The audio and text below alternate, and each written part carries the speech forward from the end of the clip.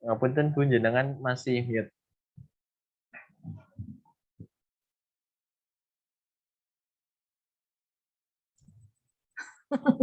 Maaf. Ini kok jam sudah berapa menit ini, kita 13 menit dari 10.20 itu ya, masih agak kacau. Bismillahirrahmanirrahim. Maaf. Saya ulang lagi ya. Sultan Agung itu siapa? Akan kita jelaskan di sini, gitu ya.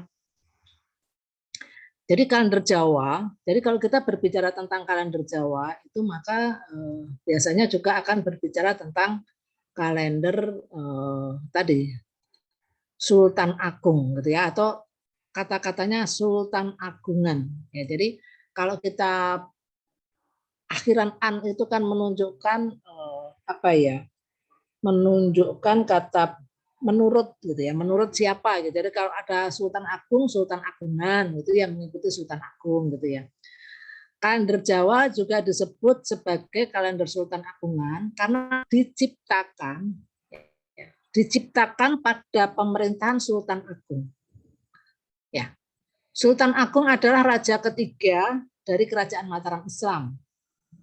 Jadi kalau kita berbicara Mataram Islam itu, jadi kalau Jawa kan kita selalu ingat ya, di sini ada Majapahit gitu ya, yang kita besar gitu ya. Majapahit itu runtuh kemudian digantikan oleh Demak. Ya. Jadi ini Majapahit itu Hindu, Demak itu Islam. Ini mulai Islam di sini nih. Demak kemudian digantikan oleh Pajang.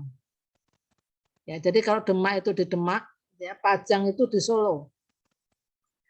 Pajang runtuh digantikan oleh Mataram Islam. Nah, kenapa ada kata-kata Mataram Islam? Karena dulu Mataram sebelum Islam itu ada Mataram Hindu yang membuat ada candi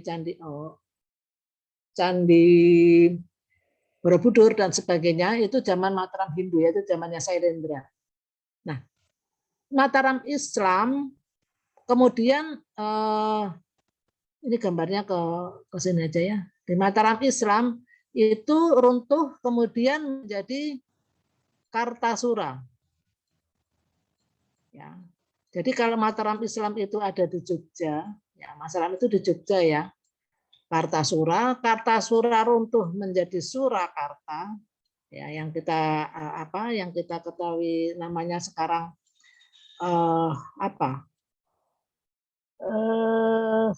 mau nyebut sesuatu lupa ya.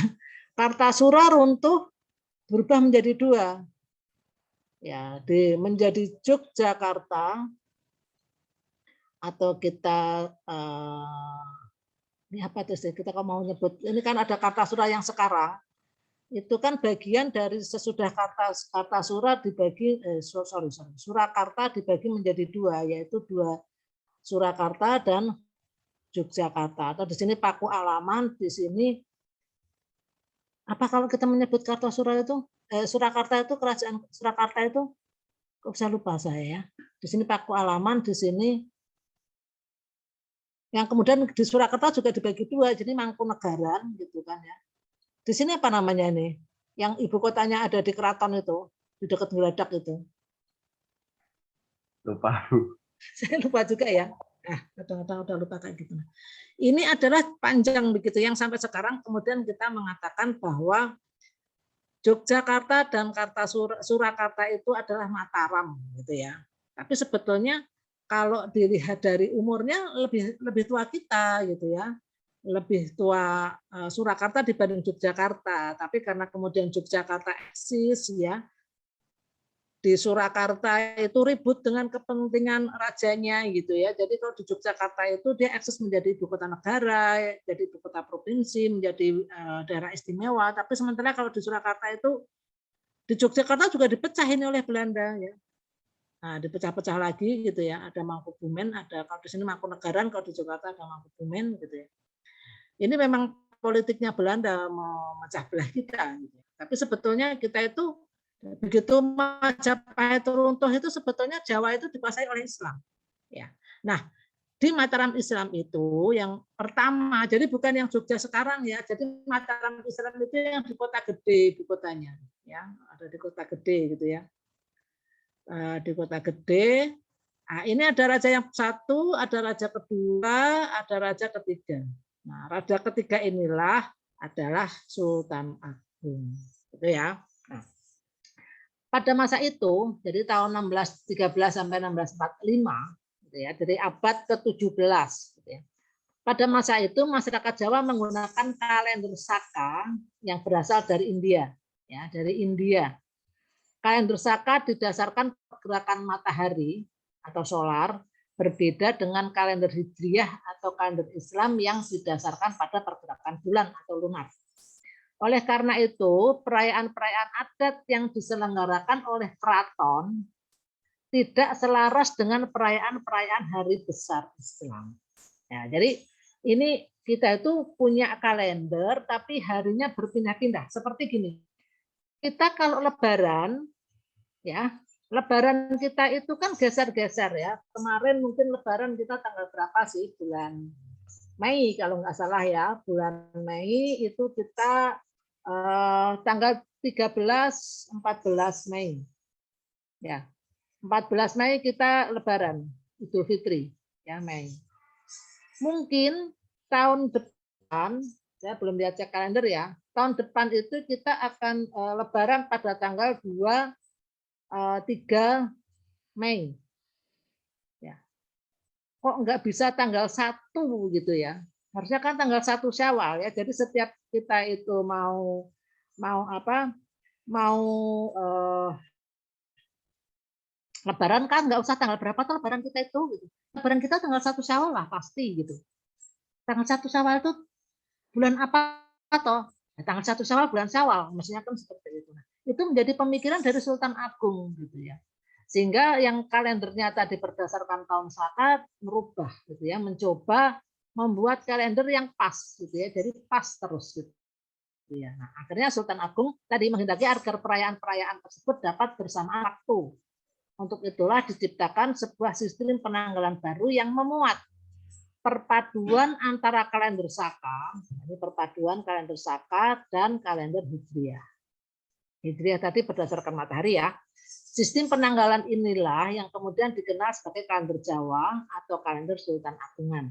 Kalender ini meneruskan tahun Saka, jadi tahunnya diteruskan. Misalkan kita sudah sampai tahun Saka 2000 gitu ya. Maka tahun besok itu bukan tahun 1, tetapi tahun 2001. Gitu ya.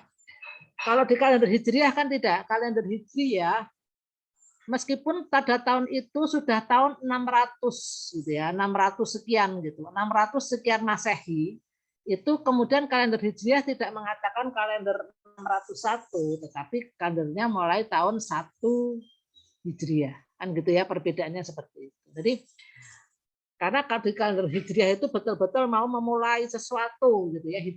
Hijrah itu kan sesuatu yang perpindahan yang sangat kuat sehingga kalendernya mulai tahun Hijriah. Tetapi di kalender tahun Saka tidak meneruskan. Kalender Sultan Agungan meneruskan kalender tahun Saka. Meneruskan tetapi melepaskan sistem perhitungan yang lama dan menggantinya dengan perhitungan berdasarkan pergerakan bulan. Karena pergantian tersebut tidak mengubah dan memutus perhitungan dari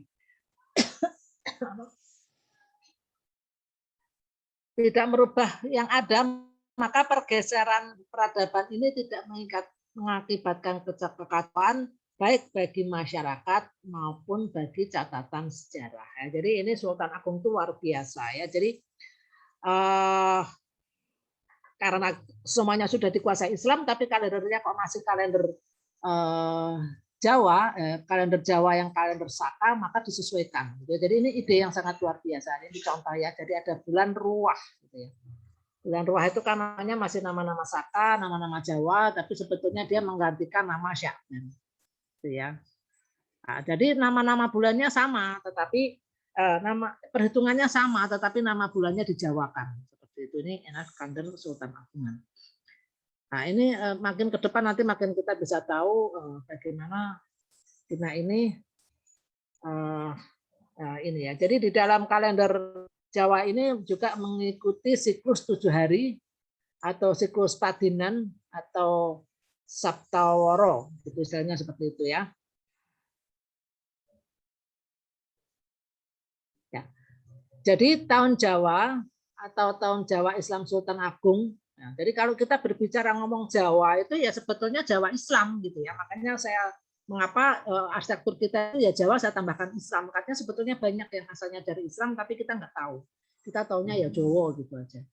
Memiliki beberapa siklus. Pertama siklus harian yang dipakai sampai saat ini adalah Saptawara atau siklus 7 hari dan siklus Pancawara atau siklus 5 hari. Nah ini yang Saptawara dikenal 7 hari tadi ya, ada Minggu, Senin, Selasa. Di kalender Jawa namanya juga akad gitu ya, Senin atau Isnin gitu ya, Selasa atau Selasa, ada Rebo, ada Kemis, Jumuah, Setu. Ini adanya nama akad dan sebagainya, dia adalah nama-nama Islam dulunya gitu ya. Nah ini kemudian kelihatan sekali bahwa di dalam kalender itu ada apa tuh namanya, ada hari-hari yang memang asalnya dari bahasa Arab. Kita mengatakan apakah Islam itu selalu Arab?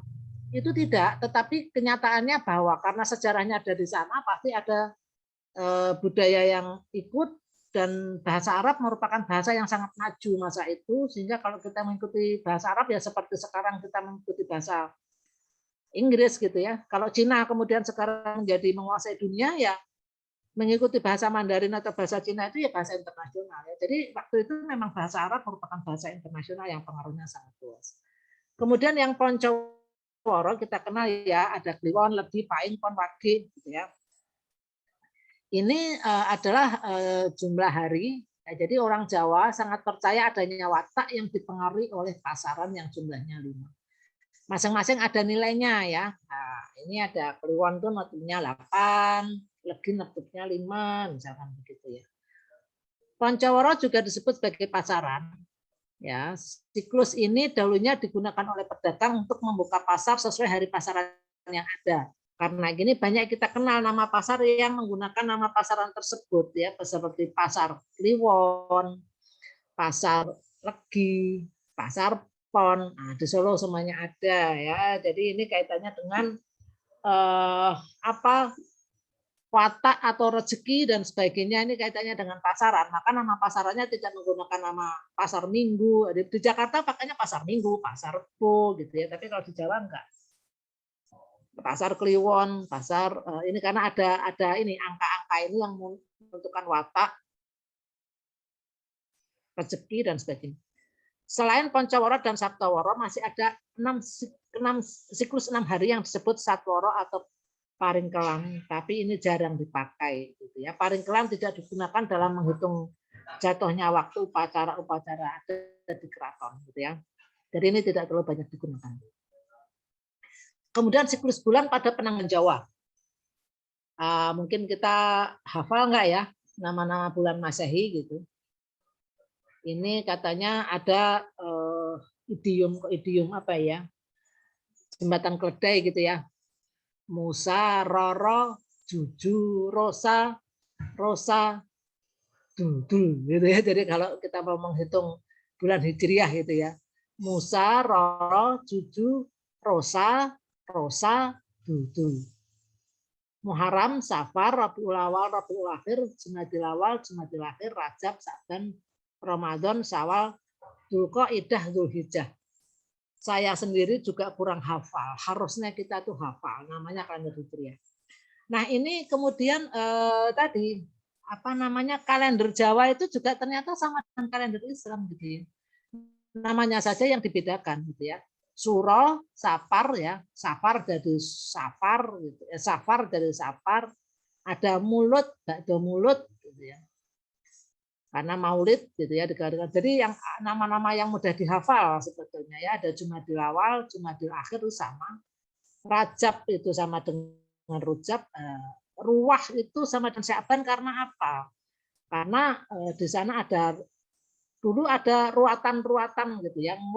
Ruwah itu ruat arwah gitu ya. Jadi Ramadan karena di sana ada kegiatan puasa, maka yang lebih dikenal posonya gitu ya, ada Syawal hampir sama Dzulqa'dah dan besar. Karena kita mengatakan kalau yang namanya bulan besar apa, kita punya 2 id hari besar, yang satu hari puasa sesudah Syawal, dan yang satu tuh id yang sesungguhnya sebetulnya yang disebut sebagai bodo besar gitu ya, makanya namanya besar. Nah, ini harinya sama tiap bulan selang-seling antara 30 dan 29 hari. Sama persis dengan di kalender Islam. Tahunan nih ya. 1 tahun dalam kalender Islam memiliki 354 hari. Ya, karena ini tadi mengikuti peredaran bulan ya. Kalau yang kalender Masehi kan ikut kalender ikut peredaran matahari yang 365. Nah, ini tidak perlu banyak yang perlu diketahui, yang jelas ininya ya. Jadi ada 354. Kemudian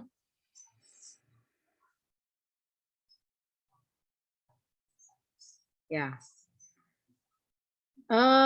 Jadi pada waktu ternyata ada yang sedikit yang perlu diinformasikan ya. Jadi dalam satu windu terdapat 8 tahun yang masing-masing memiliki nama sendiri. Ada 8 winduan. Jadi kita tuh ada 1 windu, 2 windu ya. Ada upacara-upacara yang penyelenggaraannya tuh 8 tahun sekali. Ini sangat dikenal oleh masyarakat Jawa gitu ya. Nah, ini contohnya adalah posisi grebek tahun Dal yang dilaksanakan setiap 8 tahun sekali. Kita coba lihat ya.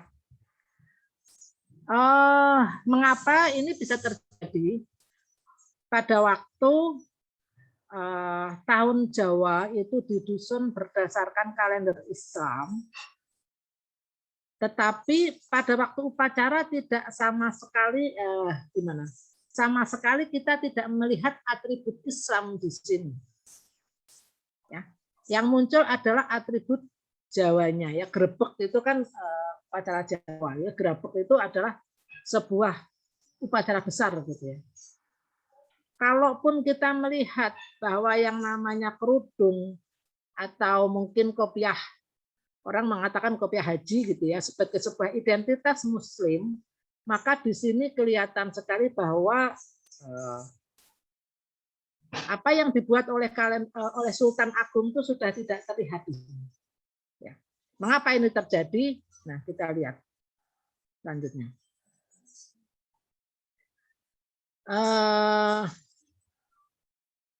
Kita kembali ke sini lagi ya. Sistem penanggalan Jawa disebut juga penanggalan Jawa Condro Sengkolo. Sistem penanggalan Jawa disebut juga penanggalan Jawa Condro Sengkolo atas perhitungan penanggalan berdasarkan peredaran bulan mengitari bumi. Hitungan penanggalan Jawa sudah dicocokkan dengan penanggalan Hijriah. Jadi kata-kata Condro Sengkolo, ya Sengkolo itu kan perhitungan ya. Condro itu Chandra itu bulan sebetulnya ya. Jadi ini adalah menunjukkan bahwa kalendernya itu berdasarkan sama persis perhitungan Hijriah. Tapi namun demikian pencocokan ini bukanlah menjiplak seluruhnya, tapi mempergunakan perhitungan yang rumit oleh para leluhur. Ya, ini sinkretismenya sudah mulai masuk. Jadi sebuah perjuangan Sultan Agung tetap saja dia akan mendapatkan tadi beberapa budaya masih tetap harus diakomodir begitu ya. Ada perbedaan yang hakiki antara sistem perhitungan penanggalan Jawa dengan penanggalan Hijriah. Perbedaan nyata adalah pada saat penetapan pergantian hari ketika pergantian sasi atau bulan. Ya. Jadi Condro Sengkolo Jawa menetapkan bahwa pergantian hari itu ketika matahari terbenam. Sedangkan pergantian hari ketika pergantian sasi bulan pada di penanggalan Hijriah ditentukan melalui hilal atau ru'yah. Jadi begini. Jadi kalau di Jawa itu berubahnya hari, berubahnya waktu itu surup gitu, antara pukul 17 sampai 18.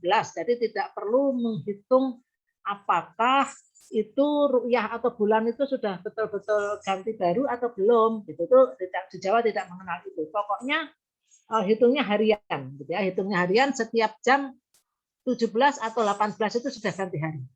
Jadi kalau misalkan sekarang kita hari Kamis, ya hari ini misalkan hari Kamis nih, maka nanti jam 7 malam itu sudah hari Jumat. Maka kita menyebutnya Kamis malam Jumat, kan gitu. Jadi kalau kita menyebut malam Jumat itu kan harinya Kamis, masih Kamis kalau menurut kalender Masehi. Nah ini berbeda sekali dengan Masehi. Kalau Masehi menyebutnya Kamis malam, karena Masehi perpindahan hari itu di jam 12 malam, gitu kan? Tapi kalau di Jawa itu perpindahan hari itu adalah jam 17 sampai jam 18, maghrib lah istilahnya seperti itu. Di Islam pergantian hari juga maghrib gitu ya. Jadi pada waktu matahari tenggelam. Tetapi kalau di Islam untuk pergantian bulan itu yang harus melalui ru'yah atau hilal. Gitu ya. Jadi dari bulan Ramadan ke bulan puasa maka harus ini sudah masuk atau belum. Kalau belum masuk bulan baru ya puasa 1 hari lagi ya seperti itu. Tapi kalau di Jawa tidak, ya sudah dihitung di situ ya, sudah ada ongkonya ya sudah masuk. Ya. Kemudian mengapa orang Jawa itu budayanya sangat kuat? Karena dia tuh punya primbon. Ya. Primbon itu apa? Primbon pada dasarnya merupakan petung atau perhitungan suatu kegiatan atau ritual yang dibukukan dengan rapi oleh pujangga. Ya, jadi ini yang melakukan membuat petung itu adalah pujangga. Ya, jadi dia pujangga itu siapa? Pujangga itu adalah orang-orang yang memiliki kemampuan menulis bagus, dia kemudian ditetapkan oleh kerajaan membuat naskah-naskah. Nah, sekarang itu kita undang-undang gitu yang bisa menjadi peraturan, juga bisa menjadi hiburan gitu ya, jadi seni gitu. Sehingga pujangga ini akan memiliki catatan. Ya, dan catatan itu sampai sekarang masih ada. Jadi ini masalah dokumentasi dan dipelajari dengan mudah. Sampai saat ini primbon masih digunakan sebagian masyarakat Jawa untuk memulai atau melakukan aktivitas sehari-hari. Ada banyak pustaka yang memuat tentang primbon ya, contohnya itu Almanak Gampang. Nah, ini adalah oleh Seso Wijoyo. Ini dia tahun 1900 sampai tahun 2000 itu ada tanggalnya, kalau nanti tanggal sekian dari kelahiran apa mau melakukan itu akan menyebabkan apa, itu ada. Ada primbon Jawa Pawon, ada Serat Centini atau juga disebut Suluk Tembang Raras atau Suluk Tembang Raras Amongkobo. Ini merupakan salah satu karya sastra terbesar dalam kesusastraan Jawa Baru. Dan Serat Centini disampaikan dalam bentuk tembang dan penulisannya dikelompokkan menurut jenis lagu. Nah, menurut Wibowo gitu ya menyatakan bahwa nilai filosofi Jawa dalam Serat Centini tercermin dalam nilai kesempurnaan hidup atau mudika sampurnan dan falsafah asal atau arah yang ada sangkan paranung dumadina. Jadi lagu-lagu itu berdasarkan apa namanya? Sesuatu yang didapati selama perjalanan Centini ya, selama perjalanan dari siapa namanya lupa Pak ya, saya banyak yang lupa ya. Itu dalam perjalanan menemui sesuatu dia tuliskan sebetulnya semacam storytelling gitu ya. Jadi dia bercerita tentang apa yang dialami kemudian diolah. Oh ini maknanya ini, hikmahnya seperti ini. Nah ini ternyata sudah jelas-jelas bahwa sumbernya itu adalah sustra ya, susastro. Susastro itu tulisan baik yang ditulis oleh tadi para pujangga maupun ditulis oleh ini para pembara ya. Jadi kalau misalkan trip advisor misalkan gitu ya. Jadi pada waktu kita itu menuliskan sesuatu di trip advisor bahwa kita pernah ke sana melihat ada tanaman apa di sana. Oh, saya berjalan-jalan ke pantai Selayar misalkan. Di pantai Selayar itu ada ombak yang sangat besar, itu diceritakan semuanya, ombaknya itu kadang-kadang bisa berbunyi, misalnya itu diceritakan semua, dan itu menjadi sebuah karya sustra yang sangat lengkap. Nah ini sudah jelas-jelas ini bukan berasal dari Tuhan, tetapi primbon ini sangat dipatuhi oleh masyarakat. Jadi mereka sadar bahwa primbon itu bukan kitab agama, tetapi lebih dipercaya. Nah ini adalah kenyataan. Jadi ini kenyataan di Jawa bahwa orang menggunakan primbon itu masih sangat banyak, gitu ya. Nah, ini bagaimana primbon itu digunakan coba kita lihat, gitu ya. Nah, ini primbon batal jemur ada makna. Sampai saat ini masih digunakan sebagai rujukan untuk menentukan perjodohan, membuat rumah, pindah rumah, kelahiran bayi, bepergian, menentukan waktu yang baik, membeli hewan ternak, dan sebagainya. Jadi kitab Primbon Batal Jemur Ada Makna ini yang memuat berbagai macam tentang kehidupan manusia sampai lahir, ya, mulai dari maksud saya mulai dari lahir sampai meninggal. Jadi ini memang primbon yang sangat lengkap. Nah, ini contoh perhitungan atau petong berdasarkan primbon Jawa. Misalkan gitu ya, ini contoh neptu hari atau pasaran kelahiran untuk perkawinan. Misalkan ini anak perempuannya adalah hari Jumat Wage. Jumat neptunya 6, Wage neptunya 4. Jumlahnya 10, dibuang 9, sisa 1. Ya, jadi angkanya itu pakai dibuang 9 begitu ya. Jadi sisanya nanti berapa?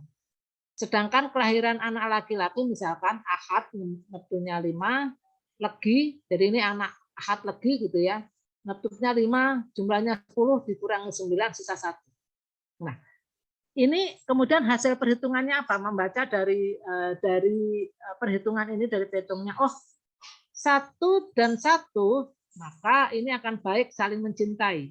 Nah, biasanya oh ya silahkan menikah. Tapi kalau kemudian misalkan ketemunya itu 1 dan 4, ini maka banyak celakanya. Nah, biasanya kemudian dilakukan jangan menikah dengan itu, kamu nanti ciloko.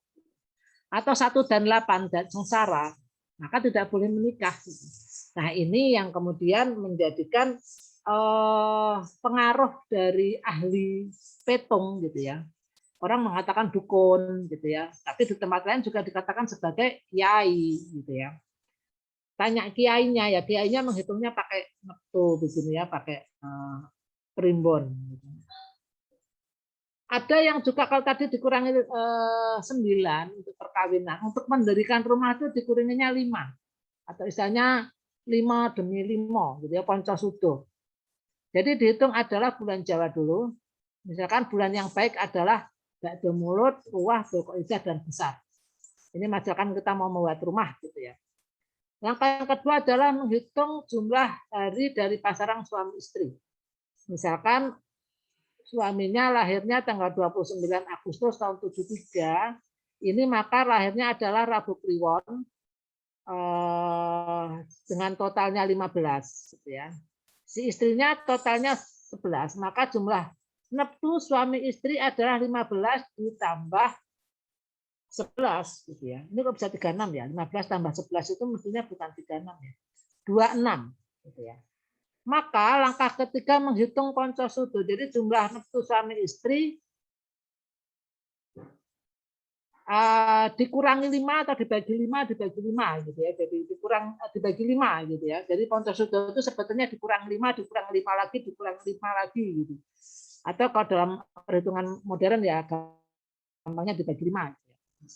Bila selisihnya 3, 2 atau 1 itu sangat baik. Nah, ini yang disebut dengan ya. Jika selisihnya itu 3, 2, 1, maka dianggap sangat baik. Tapi kalau selisihnya itu sampai 4 atau 5, itu maka tidak baik.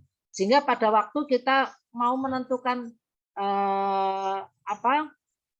menentukan kapan kita itu mendirikan atau membuat pindahan rumah, angkanya kalau kemudian mendapatkan sisa angka 1, maka ini rezekinya melimpah gitu ya. 2 itu mendapatkan derajat. Bagaimana kalau kita kemudian ketemunya 5 atau pati, jadi mati dalam arti luas ya, mati itu bisa mati fisiknya atau mati rezekinya gitu, maka itu harus dicarikan hari-hari yang baik gitu, supaya tidak terjadi hal-hal yang tidak diinginkan gitu ya. Nah,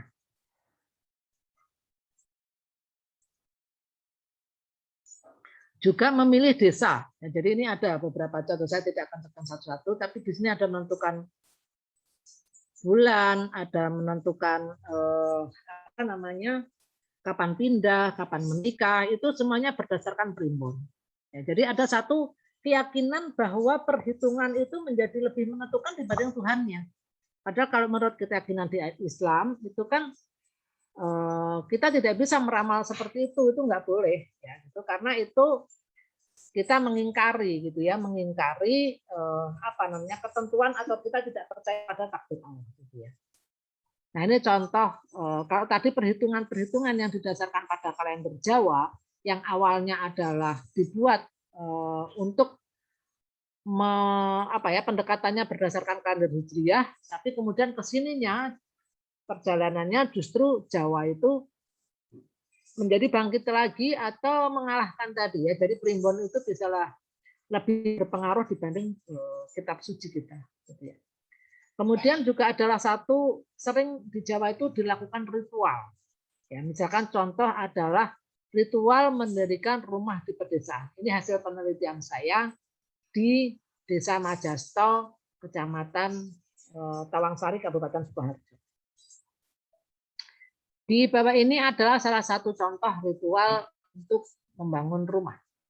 Pembangunan harus disertai dengan sedekah, ya, atau kondangan. Kalau atau berarti sedekah sama dengan kondangan, ya, sodakoh istilahnya gitu ya. Jadi sodakoh sama dengan kondangan, kan gitu ya.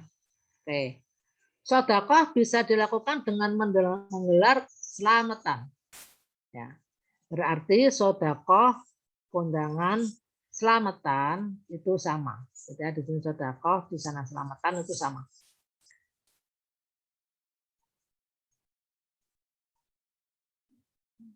Tata cara ini, jadi selamatan atau membagi makanan diantar ke rumah tetangga. Cara ini dilakukan untuk mendapatkan dukungan kebersamaan dalam menjaga keamanan lingkungan dan kelancaran rezeki. Masyarakat setempat menyebutnya dengan istilah pager mangkok. Pager mangkok dianggap lebih kuat daripada pager tembok. Jadi nilai-nilai sedekah, kondangan, selamatan awalnya itu adalah sedekah gitu ya. Nah, tetapi nanti kalau kita lihat lagi ya selanjutnya, dalam proses mendirikan rumah setidaknya ada 3 kali sedekah. Pertama saat bacok, ya istilahnya saat bacok itu menggali pondasi pertama kali. Jadi waktu waktu peletakan batu pertama. Kemudian sodakoh saat mendirikan 8 tiang utama atau 8 soko. Sodakoh pada saat mengangkat sinuun atau penun gitu atau molo.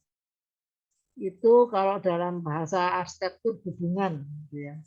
Hubungan itu balok yang ada di atap atap tradisional Jawa ya, atau atap bangunan yang bersegitiga gitu ya. Nah, setelah rumah selesai dibangun dilakukan selup-selupan, yaitu upacara untuk menghuni atau memasuki rumah. Pada upacara selup-selupan ini ada prosesi dan benda-benda khusus yang harus disiapkan, seperti ada oncor atau obor, stiker, ada bantar guling, ada tempat beras, ada tempat air, dan ini ada gentong kecil tempat wudhu. Lagi-lagi Islamnya dimasukkan sebetulnya. Jadi awalnya memang sudah ada seperti ini, kemudian Islam dimasukkan. Nah ini kita lihat selanjutnya ada apa sesudah ini gitu ya. Nah ini contoh, ini hanya contoh saja, contoh wawancara. Nah, sampai situ saja ya.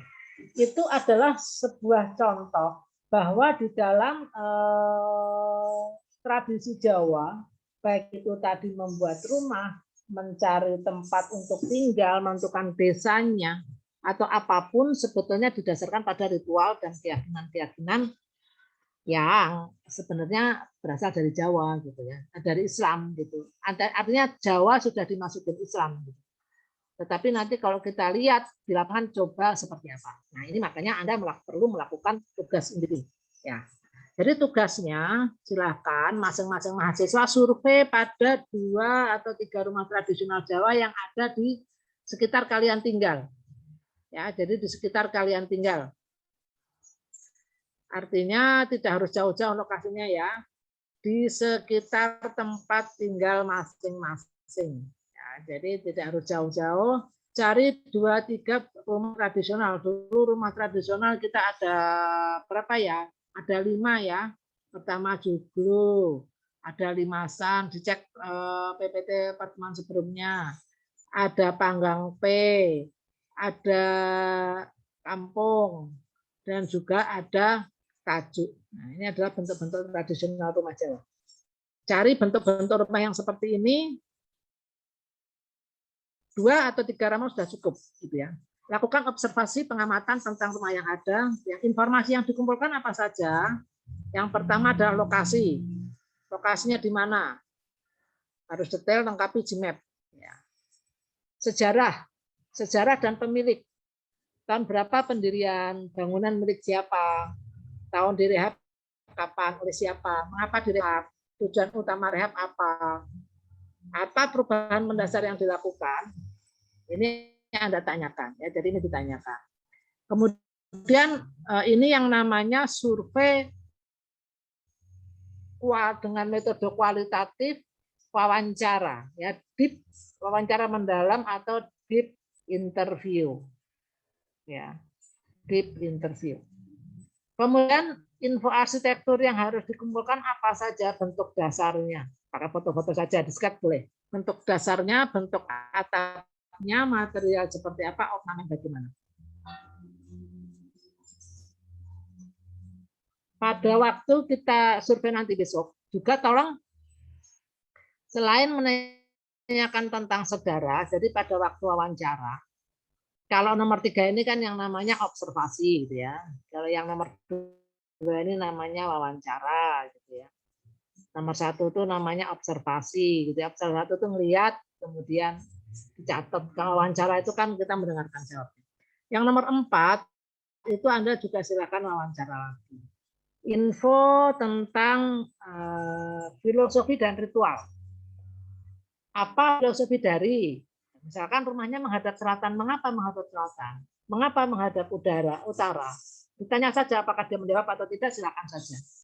Mengapa memilih bentuk atap apa? Misalkan limasan, mengapa demikian? Mengapa menggunakan material misalkan pakai batu atau kayu gitu ya? Mengapa demikian? Nah, ini tolong di wawancara itu digali supaya kita mendapatkan informasi yang baik. Yang kedua, bagaimana prosesi pendirian rumah? Kalau kemudian rumahnya sudah sangat kuno dan kita tidak, yang ditanya tidak tahu, ya nggak apa-apa, nggak usah dipaksa. Gitu ya. Apa saja yang harus, ritual yang harus dilakukan? Misalkan dia menjawabnya, saya nggak tahu, rumah saya sudah tua, tapi kalau tetangga saya dulu ritualnya begini-begini, tujuannya ini ditulis saja. Kemudian tanyakan, ini ditanyakan, jika tidak dilakukan ritual, apa dampaknya? Apakah dia takut gitu ya? Jadi harus ritual. Kalau nggak diritual ya nanti apa? Bisa celaka misalkan. Ditanyakan saja. Lampirkan narasi saat wawancara. Nah, jadi biasanya yang dilampirkan kan hanya observasi gitu ya. Hanya observasi. Sekarang yang dilampirkan juga ini gitu ya, apa hasil wawancaranya. Gitu ya. Tolong ini dibuat masing-masing. Nah, sebetulnya bagaimana sih cara kita melampirkan narasi hasil wawancara? Juga saya lihat kan tadi saya lewati ya. Nah, ini contoh catatan wawancara. Ditulis aja apa adanya, diketik, tulis bahasanya. Misalkan ya, tadi yang saya menyampaikan bahwa untuk mendirikan rumah ada beberapa upacara, itu saya sarikan dari wawancara ini. Contohnya gini, nek carane bangun omah, ana peletakan batu pertama, harus mendatangkan sedekah. Kondangan diikrarkan bersedekah. Sedekah dulu, lagi ngelekasin duduk lemai sing meh digawe pondasi jenenge bacok. Nek wis macok lagi di pondasi, lagi ngedeke sagak-sagak dan sebagainya. Jenenge mendirikan soko. Ini jadi kata-kata sesuai bahasa aslinya ini yang saya minta Anda mencatat. Gitu. Makanya tolong direkam. Sesudah dicatat, diketik, baru kemudian diartikan. Nah, jadi seperti itu Anda cukup tentang upacara gitu ya. Apa saja upacara yang dilakukan, mungkin jawabannya bisa seperti ini. Ini kan juga tentang ritual atau upacara. Itu materi hari ini kita sampai pada tugas 1. Materi selanjutnya banyak dan sepertinya enggak cukup waktunya. Demikian yang bisa saya sampaikan untuk hari ini. Kita mengulang materi kemarin dan menambahkan 1 tugas untuk pertemuan ini. Ada yang ditanyakan?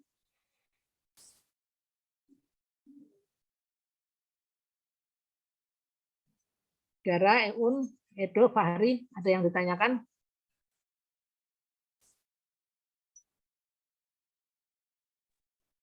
Sebelum saya undur diri, mungkin ada sedikit pertanyaan buat siapa dulu ya? Buat Uun deh. Uun. Halo Uun.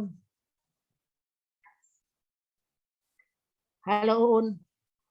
Ini dinyalain terus pergi. Atau Edo? Oh ya, oke. Ya Un, mungkin nggak bisa open mic ya. Silakan ditulis aja.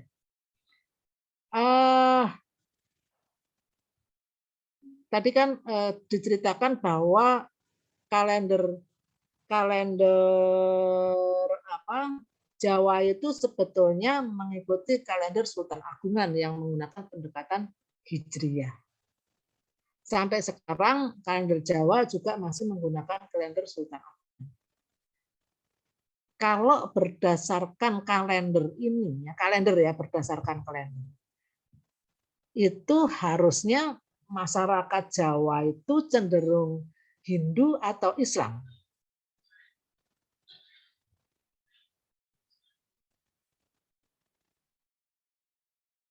Boleh walaupun salah nggak apa-apa, ketik aja.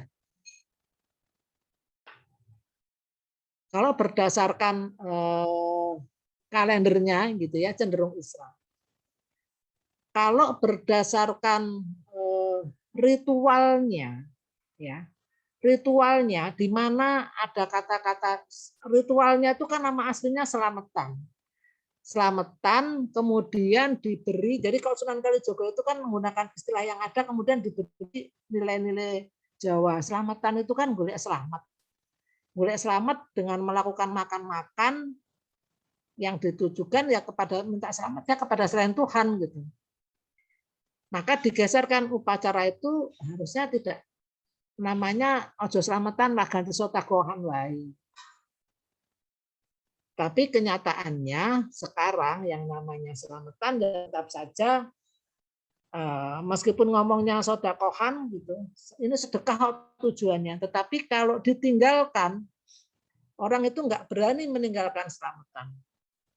Pertanyaannya untuk Edo ya. Kalau orang tidak berani meninggalkan selamatan, ritual selamatan karena takut tidak selamat, itu apakah kemudian dia masih mempercayakan bahwa keselamatan itu tergantung ritual selamatannya atau bahwa keselamatan itu memang betul-betul Allah yang menentukan? Edo. Ya Bu. Ya. Ya, gimana? Silakan disampaikan saja. Mohon izin sebelumnya tidak bisa on cam ya Bu. Ya, nggak apa-apa. Kalau berbicara seperti itu, keselamatan sebetulnya memang datang dari Allah ya Bu. Tetapi kan kalau kita lihat kondisi saat ini, untuk ritual itu adalah budaya yang sudah mengakar ya. Sudah Artinya, mengakar ya. iya, artinya sulit untuk kita mengubah hal itu. Apalagi kalau kita ingin mengubah hal itu, tetapi tidak adanya keterbukaan untuk menerima perspektif baru terkait paradigma hal tersebut, gitu Bu. Ya, betul sekali yang saya mau sampaikan. Jadi karena sudah mengakar, gitu ya. Sesuatu itu kalau sudah mengakar itu sulit, gitu ya. Apalagi kita nanti masuknya misalkan melarang selamatan. Wah itu langsung pertentangan adanya. Tetapi yang penting kita itu perlu tahu bahwa selamatan itu tujuannya golek selamat gitu ya. Jadi kalau tujuannya golek selamat melalui ritual gitu. Kalau itu memang kita tidak boleh gitu ya. Artinya karena selamatan itu memintanya itu kan budaya mengakar zaman dahulu gitu. Dia memintanya kepada penguasa setempat gitu ya. Penguasa setempat itu bisa berupa makhluk-makhluk gaib gitu ya, bisa berupa apa ya namanya sing jogo kali, sing jogo yo opo gitu, sing bau reksa gitu ya. Kita dengan ritual makan-makan itu. Padahal kalau di dalam Islam kan nggak ada ritual yang namanya makan-makan, itu kan nggak ada. Ya minimal kita tahu gitu ya. Jadi kalau saya sih merasa bahwa kalau kita tahu minimal kita tidak melakukan sesuatu. Masalah bagaimana kita nanti bisa memberikan masukan yang lebih baik seperti Sultan Agung tadi gitu ya. Nah, itu sangat perlahan ya, sangat perlahan, dan coba nanti arsitekturnya seperti apa. Kita kan bisanya masuknya dari arsitektur. Oke, itu makasih sekali. Dan kemudian yang terakhir untuk Gara nih, pertanyaan Gara. Apa ya pertanyaannya ya? Jadi kalau selamatan itu tadi sebetulnya awalnya itu memang dari Hindu semuanya ya. Tadi seperti beberapa kalender juga dari Hindu, kemudian Sultan Agung membuat kalender memasukkan Hijriah, dan juga selamatan itu adalah ritual dari Hindu. Nah, kemudian digunakan istilah-istilah baru, yaitu sodakohan dan kondangan. Ya, kondangan, kondangan, undangan, jadi kita seolah-olah ada undangan, mendatangi undangan, dan sodakohan bahwa orang yang melakukan itu sedekah. Tapi kenapa kok selamatan itu, ini hampir sama pertanyaan dengan itu ya. Tapi mengapa saya balik? Mengapa orang melakukan sedekah ke dalam format selamatan itu lebih takut gitu ya, lebih takut bahwa ini adalah harus dilakukan dibanding sedekah yang misalkan kita tahu ini ada sedekah wajib atau zakat. Kira-kira apa, Gara?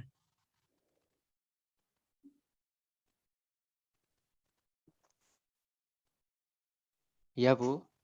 Kira-kira apa? Kenapa kok orang itu untuk melakukan itu kan selamatan atau disebut juga sedekah itu, orang itu cenderung melakukan selamatan itu lebih takut ya, lebih patuh melakukan ritual itu dibanding sedekah yang wajib, misalkan membayar zakat, misalkan seperti itu. Mungkin takut sama dampaknya, Bu. Gimana ya dampaknya ya. Oke. Ya. Berarti kalau kita itu masih takut sama dampaknya, maka kita berarti masih yakin bahwa yang memegang keselamatan kita itu ya yang menentukan keselamatan itu. Jadi kalau kita tuh masih takut meninggalkan selamatan itu, artinya kita masih yakin bahwa selamatan upacara ritual itu yang membuat kita selamat gitu. Padahal tadi yang namanya menentukan keselamatan kita itu tidak tergantung dari ritual-ritual itu gitu ya. Nah, itu yang harus kita yakini sementara. Jadi artinya sementara itu mungkin diri kita masing-masing ya, bahwa kita sepanjang kita tuh masih ada ketakutan selain takut kepada Allah, itu kita sebetulnya terjadi sinkretis ya. Pencampuran antara agama Islam dengan agama Hindu. Ya, yang tadi sebelum Sultan Agung itu kan diceritakan bahwa semuanya adalah Hindu. Jadi kan tadi Majapahit itu kan memang kerajaannya Hindu, kemudian baru Demak, Pajang, Mataram. Islam itu mulai Demak ke bawah itu ada Islam. Tapi memang sulit sekali, tapi tadi yang disampaikan Edo bahwa itu budaya makar gitu ya. Nah, itu memang sulit gitu ya. Tapi itulah yang ada di masyarakat, dan itu kita pelajari menjadi sebuah ilmu supaya kita bisa minimal menjaga diri kita sendiri dan keluarga. Gitu ya. Oke, untuk hari ini materi sampai saya cukupkan sekian dulu. Tolong tugas dikerjakan. Ya, tidak usah jauh-jauh, lingkungan sekitar saja. Ada yang ditanyakan tentang tugas? Atau dipelajari dulu, nanti kalau ada pertanyaan tanyakan via WA. Gitu ya. Iya, Bu, siap. Oke, kalau tidak ada pertanyaan saya cukupkan sekian. Mudah-mudahan apa yang kita